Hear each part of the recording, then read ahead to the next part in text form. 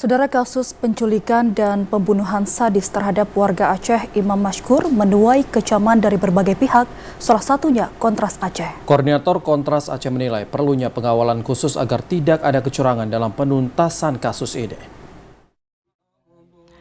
Menanggapi kasus penculikan dan pembunuhan terhadap salah seorang warga Biren, Imam Mashkur juga mendapat kecaman keras dari lembaga Kontras Aceh. Koordinator Kontras Aceh Azharul Husna menyebutkan bahwa perlunya perhatian khusus untuk mengawal kasus ini hingga tuntas.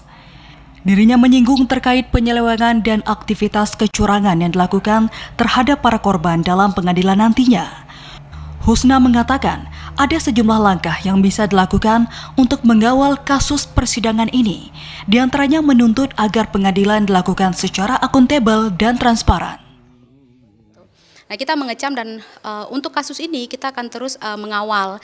Kenapa? Itu penting dikawal sebab boleh jadi ada upaya-upaya atau potensi-potensi terjadinya kecurangan-kecurangan dalam proses pemeriksaan, bahkan menuju pengadilan. Gitu. Proses pemeriksaan termasuk pengadilan itu dilakukan secara akuntabel dan kemudian transparan. Artinya memastikan keluarga korban juga tahu sejauh mana sudah prosesnya. Kemudian yang kedua, mendorong Komnas HAM untuk melakukan monitoring terhadap kasus ini. Gitu. Yang ketiga, meminta LPSK, Lembaga Perlindungan Saksi dan Korban, untuk melakukan perlindungan baik secara psikologis dan kemudian secara fisik juga kepada keluarga korban. Husna menambahkan berbicara keadilan maka perlunya dilihat dari dua sisi yang berbeda, baik sisi korban dan pelaku.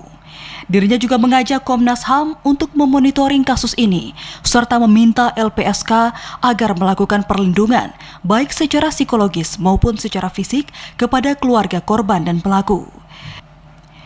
Dirinya juga berharap kepada pemerintah agar membawa pengadilan ini ke ranah umum sehingga masyarakat dapat berpartisipasi. Tim Liputan TVRI Aceh melaporkan.